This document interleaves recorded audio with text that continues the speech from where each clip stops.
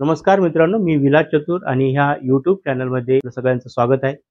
मित्रांनो, ज्याची तुम्ही प्रतीक्षा वाट बघत होता, तो आजचा दिवस उजडलेला आहे. न्यायालय भरती 2023-24 ची जी चाळणी परीक्षा झाली होती, 40 मार्काची, तिचा रिझल्ट, तिची क्वालिफायची लिस्ट आज आपल्या बॉम्बे हायकोर्टच्या साईटवरती डिस्प्ले झालेली आहे. ती लिस्ट आपण आपल्या टेलिग्राम चॅनलवरती टाकलेली आहे. विलास चतुर सर नावाचा आपला टेलिग्राम चॅनल आहे. जर तुम्ही व्हिजिट दिली नसेल तर त्याला व्हिजिट द्या. चॅनलला सबस्क्राईब करा. त्याच्यावरती सगळं मटेरियल आपण टाकलेलं आहोत. टायपिंगच्या रिलेटेड, कोडच्या रिलेटेड. तर वेगवेगळ्या जिल्ह्यावाईज जे विद्यार्थी क्वालिफाय झालेले आहेत, कट ऑफ वेगवेगळ्या लागलेल्या आहेत आणि जे विद्यार्थी क्वालिफाय झालेले या सगळ्यांचं मनापासून अभिनंदन आणि खूप साऱ्या शुभेच्छा. पण आता पुढची प्रोसेसला आपल्याला लागावं लागणार आहे. आता आपण क्वालिफाय झालेलो आहोत. आता पुढचं काय असेल? एक्झाम कशी असेल? तुमच्या मनामध्ये वेगवेगळे प्रश्न आहे, वेगवेगळ्या समस्या आहे, वेगवेगळे तुमच्या मनामध्ये इनपुट झालेले आहेत काही गोष्टी. तर परत एक नोटिफिकेशन कोर्टाने दिलेलं आहे की काही दिवसामध्ये तुम्हाला पुढची सूचना दिली जाणार आहे. एक्झाम कशी होईल, काय होईल, कशा प्रकारे घेतली जाईल. तोपर्यंत थोडंसं तुम्ही अजून वेट करा. होऊ शकतं की 2 दिवसात, 3 दिवसात आपल्यापर्यंत ती सूचना, ती गोष्ट आपल्यापर्यंत पोहोचेल. गणपतीच्या अगोदर ही सगळं प्रोसेस कंप्लीट होईल, असा एक अंदाज आहे. मराठी आणि इंग्लिशची एक्झाम्स.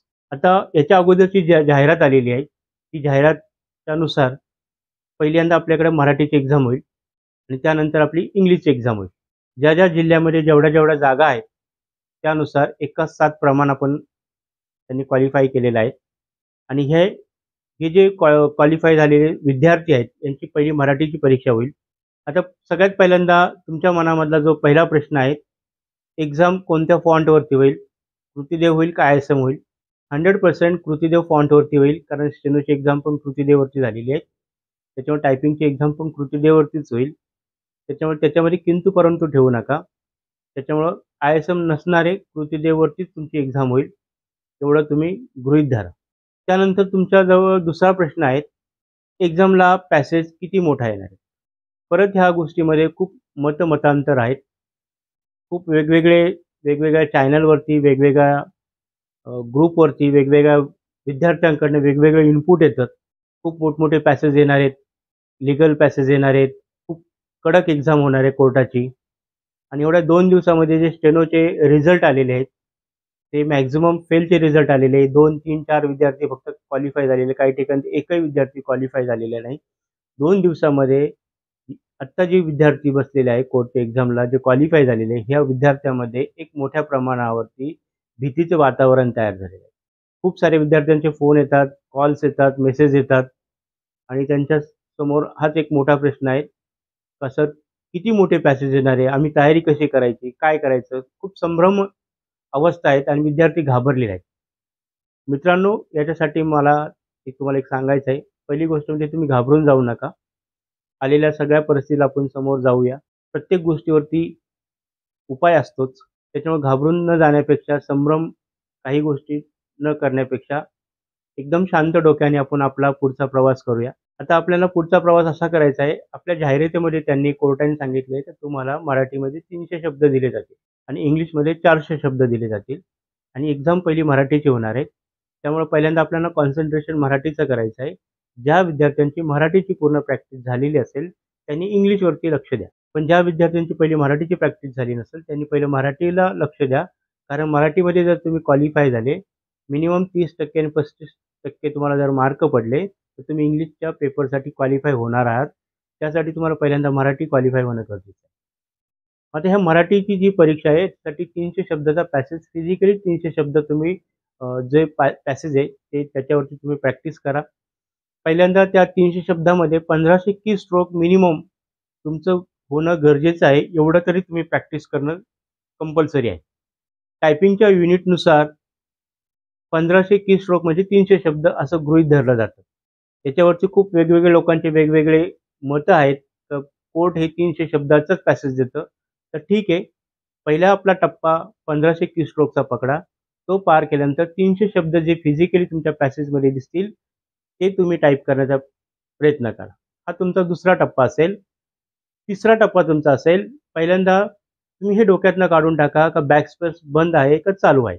खूप सारे विद्यार्थ्यांचे परत परत मला मेसेज येतात, कॉल्स येतात आणि तीच गोष्ट विचारली जातात का सर एक्झामला बॅकस्पेस चालू आहे का बंद आहे? मी तुम्हाला परत एकदा सांगतो 99% बॅकस्पेस हा चालू असेल, 1% असू शकतो तो बंद असेल. पहिल्यांदा तुम्ही बॅकस्पेस सहज प्रॅक्टिस करा. अजून तुम्हाला कोर्टाने कुठेही सांगितलेलं नाही की बॅकस्पेस बंद असणार आहे. कोर्टाचं नोटिफिकेशन येईल त्याच्यामध्ये काही गोष्टी क्लिअर होतील आणि त्यामध्ये जर हा असा ऑप्शन जर क्लिअर झाला का बॅकस्पेस तुम्हाला चालू असेल, तर खूपच चांगलं आहे. समजा जर असं त्यांनी सांगितलं की बॅकस्पेस बंद आहे, तर लगेच काही एक्झाम होणार नाही. थोडा वेळ मिळेल. त्याच्यानंतरही आपण त्याची प्रॅक्टिस करू शकतो. पण डायरेक्टली जर तुम्ही बॅकस्पेस बंद करून प्रॅक्टिस करण्याचा जर प्रयत्न केला स्टार्टिंगला, तर त्यासाठी तुमच्या चुका खूप होतील आणि ह्या चुका जर झाल्या, तर तुम्ही डिमोटिव्हेशन होणार आहे. तुमचा उत्साह निघून जाणार आहे टायपिंगमधला. त्यामुळे तुम्ही पहिल्यांदा एक गोष्ट लक्षात ठेवा, बॅकस्पेस वापरूनच टायपिंगला सुरुवात करा. ज्या विद्यार्थ्यांचं टार्गेट 300 शब्द कंप्लीट झालेले आहेत, त्यांनी बॅकस्पेस बंद करून सुद्धा पॅसेज टाइप करण्याचा प्रयत्न करा. म्हणजे आपल्याकडे आपण 3 टप्पे ठेवलं.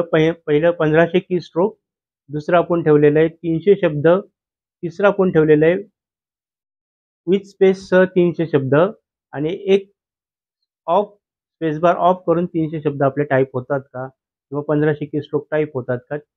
ते आपलं टार्गेट ठेवलं. हे सगळ्या विद्यार्थ्यांचं काही झालं असेल, तर तुम्ही इंग्लिशची पण प्रॅक्टिस सायमल्टेनियसली चालू ठेवा. खूप साऱ्या विद्यार्थ्यांचं खरंच मनापासून कौतुक करूशी वाटतं, तर 300 शब्द ते 10 मिनिटात पूर्णतः टाइप करतात, तेही बॅकस्पेस बंद करून. असे विद्यार्थ्यांचे स्क्रीनशॉट मला रोजच्या रोज येतात.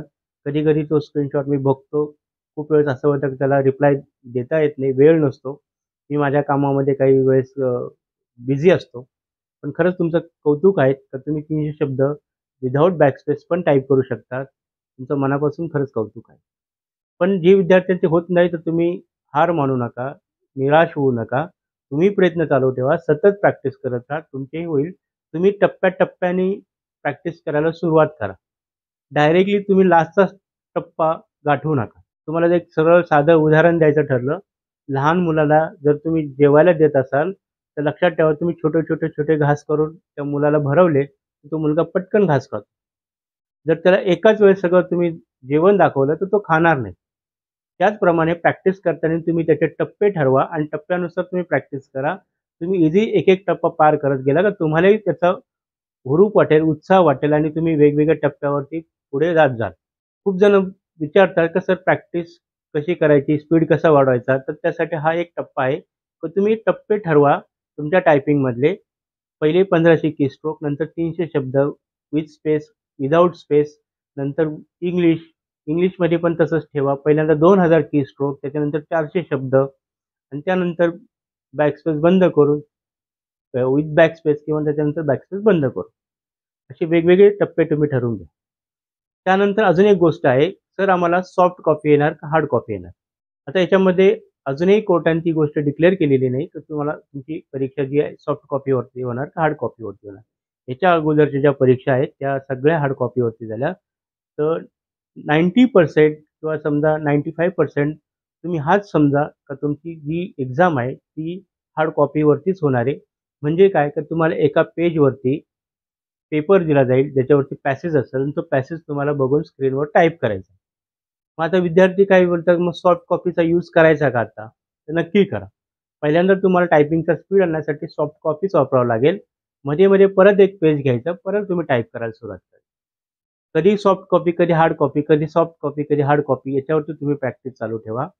आणि ज्या विद्यार्थ्यांचं सॉफ्ट कॉपीचं टार्गेट कंप्लीट झालं असेल, त्यांनी पेजवरती टाइप केलेलं मॅटर पण टाइप करायला सुरुवात करा. त्याची पण तुम्ही प्रॅक्टिस चालू ठेवा. आता ह्या सगळ्या गोष्टी तुम्हाला असं वाटत असेल वेळ कमी आहे, तर कसं करायचं? खूप साऱ्या विद्यार्थ्यांनी ही प्रॅक्टिस खूप पहिल्या दिवसापासून चालू ठेवलेली आहे. म्हणजे कुठेही खंडन नाही ठेवलं. जरी कोर्टाचा स्टे आलेला, तरी काही विद्यार्थ्यांची टायपिंगची प्रॅक्टिस चालू होती. काही विद्यार्थ्यांनी काही कारणास्तव ती प्रॅक्टिसमध्ये सोडून दिलेली, काहींनी ती बघितलीच नाही किंवा ते आत्ता-आत्ता चालू केलं. तर तुम्हाला ह्या सगळ्या स्टेपमधून जावं लागेल. तुम्हाला पहिल्यांदा सॉफ्ट कॉपीचीच प्रॅक्टिस करावी लागेल. त्याच्यानंतर तुम्हाला हार्ड कॉपीची प्रॅक्टिस करावी लागेल. डायरेक्ट हार्ड कॉपीची प्रॅक्टिस करायला गेलं तर तुम्हाला थोडंसं ते अवघड जाईल. होऊ शकतं तुम्ही डायरेक्ट हार्ड कॉपीची पण प्रॅक्टिस करू शकता. पण त्याच्यामध्ये तुम्हाला ह्या गोष्टी कळणार नाही. तुमचा शब्द चुकला कोणता, त्याच्यात चुका किती झाल्या, तुम्हाला ते मॅन्युअली रेक्टिफाय करावं लागेल. मायक्रोसॉफ्ट वर्डमध्ये इंग्लिश हा शब्द जर चुकला तर तो तुम्हाला तिथं सजेशन देतो पण मराठीमध्ये असं कोणतंही सॉफ्टवेअर नाही तर एखादा शब्द तुम्ही टाईप केला तर चूक आहे का बरोबर आहे हे तुम्ही स्वतः बघितल्याशिवाय तुम्हाला कळणार नाही. आपणही आपल्या सॉफ्टवेअरमध्ये आपण आपलं सॉफ्टवेअर तयार केलेलं आहे NCERTचं कोडसाठी. आपण त्याच्यामध्ये आता सध्या सॉफ्ट कॉपीज ठेवलेल्या आहेत पॅसेजच्या, त्याच्यावरती प्रॅक्टिस ठेवलेली आहे. आपण त्याच्यामध्ये पॅसेज हार्ड कॉपीचा टाइप करण्याचा ट्राय करतोय. पण त्याच्यामध्ये फक्त एकच गोष्ट होऊ शकते, की तुम्ही किती शब्द टाइप केले, तुम्ही किती कीस्ट्रोक टाइप केले एवढीच गोष्ट काउंट होऊ शकते. शब्द चुकीचा आहे का बरोबर आहे हे त्याच्यामध्ये काउंट होणार नाही. तर माझं सॉफ्टवेअरवाल्याशी पण बोलणं झालेलं आहे. कारण असं कोणतंच डिक्शनरी नाहीये किंवा असं कोणतं AI टूल्स नाहीये, जो मराठी शब्द चूक आहे का बरोबर आहे ते सांगू शकेल. तरी मार्केटमध्ये ते AI टूल्स शोधण्याचा प्रयत्न करत आहोत. असं एखादं अजून काही AI टूल्स आहे का जे आमच्या लक्षात नाहीयेत आणि जे मराठीचे शब्द ॲक्युरेट शोधू शकेल का जो आपण शब्द टाइप केला तो चूक आहे का बरोबर सांगू शकेल. तो त्या सॉफ्टवेअरशी कनेक्ट करून काही वेगळं काही करता आलं तर त्याच्यावरती आमचे प्रयत्न चालू आहेत.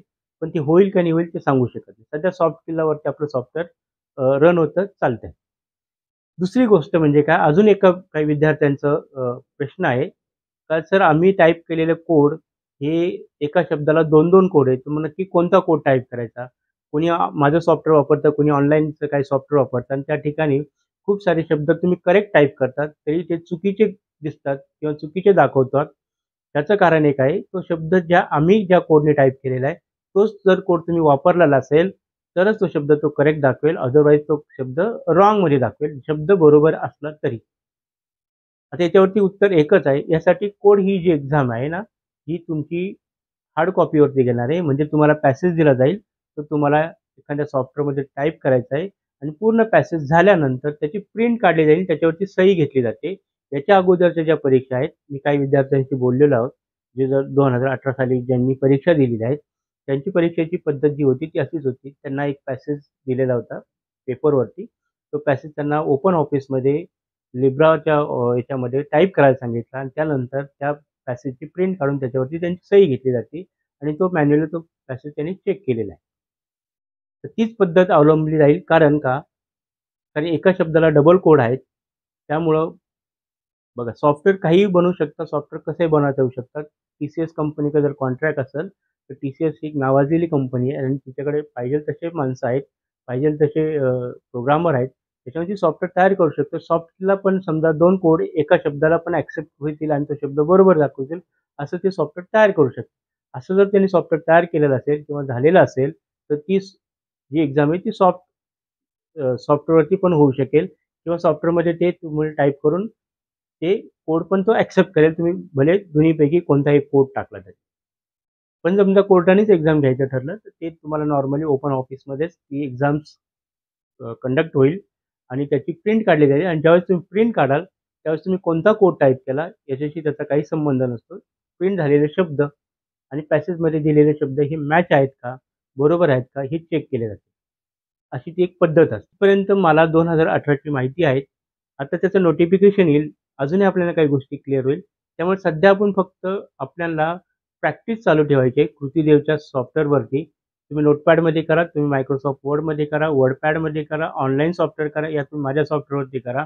कुठेही तुम्ही मराठीची कृतीदेवमध्ये टायपिंगची प्रॅक्टिस चालू करा आणि त्याच्यामध्ये वेगवेगळ्या स्टेप तयार करा आणि एक-एक स्टेप तुम्ही कव्हर करत चाला. त्याच्यामुळे तुमच्या मनामध्ये याच्या व्यतिरिक्त अजून काही प्रश्न असेल, तर तुम्ही नक्की विचारा. इंग्लिशसाठी असा काहीच प्रॉब्लेम येत नाही. इंग्लिशला कोणताही फॉन्ट जरी घेतला, तर तुम्हाला असा काही प्रॉब्लेम येणार नाही. इंग्लिशमध्ये जे फॉन्ट असतं, तर सिंगल कॅरेक्टर आहे. त्याच्यामुळे तुम्ही कोणताही फॉन्ट घेऊन कशावरती पण प्रॅक्टिस करू शकता. इंग्लिशला जास्त प्रॉब्लेम येणार नाही. प्रॉब्लेम तुम्हाला येणार फक्त मराठीमध्ये. त्याच्यामुळे पहिलं मराठीवर कॉन्सन्ट्रेशन करा आणि लक्षात ठेवा, मराठीमध्ये जे मिनिमम 30% आणि 35% ज्याला मार्क्स पडतील, ते क्वालिफाय होऊन इंग्लिशच्या एक्झामला जातील आणि इंग्लिश आणि मराठीचे जे मार्क्स होतील, ते एकाच 3 ह्या कट ऑफमध्ये लिस्ट लागून ते मुलाखतीला चालले जातील. आणि सगळं टोटल सगळे मुलाखत झाल्यावरती टोटल ओव्हरऑल सगळे मार्क्स कनेक्ट करून ज्याचे जास्त मार्क्स आहे, तो क्वालिफाय होईल. थोडंसं गणित समजून घ्या. त्याच्यामुळे तुम्हाला ह्या टायपिंग एक्झाममध्ये मार्क्सही खूप महत्त्वाचे आहेत. हे ओव्हरऑल सगळे मार्क्स तुमचे काउंट होणार आहे लास्टच्या स्टेपला. त्याच्यामुळं मराठीमध्ये फक्त क्वालिफाय होणं महत्त्वाचं नाही आहे, तर तिथं चांगले मार्क्स मिळवणं पण तुम्हाला महत्त्वाचं आहे. पण मिनिमम क्वालिफाय तरी झालं पाहिजे, तरच तुम्ही पुढे इंग्लिशला जाऊ शकाल आणि मग इंग्लिशला क्वालिफाय झाल्यानंतर इंग्लिश आणि मराठीमध्ये मार्क्स क्वालिफाय झाल्यानंतर तुम्ही एकाच 3च्या नुसार तुम्ही मुलाखतीला जा. तर अशा प्रकारची ही एक्झाम पॅटर्न आहेत. अजून याच्यामध्ये काही नोटिफिकेशन आलं तर आपण त्याच्यावरती व्हिडिओ बनवणार आहोत. तुम्ही आज कमेंट बॉक्समध्ये तुम्हाला अजून काय प्रश्न पडले त्याचे कमेंट बॉक्समध्ये तुम्ही टाका. मी त्याच्यावरती परत तुम्हाला व्हिडिओ देत राहील.